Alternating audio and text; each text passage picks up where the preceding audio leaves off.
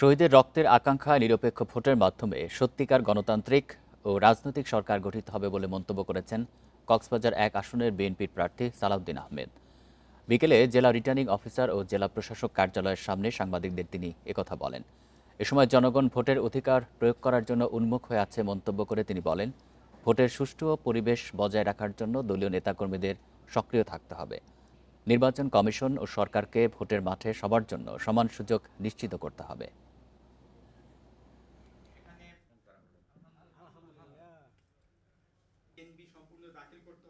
জনগণ ভোটের অধিকার প্রয়োগ করার জন্য উদ্গ্রীব, উন্মুখ হয়ে আছে।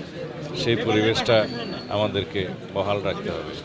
নির্বাচনী মাঠে সবার জন্য সমান লেভেল প্লেয়িং ফিল্ড নিশ্চিত করতে হবে। নির্বাচন কমিশন এবং সরকার সবাইকে মিলে, রাজনৈতিক দলসমূহ এবং জনগণ সবাইকে মিলে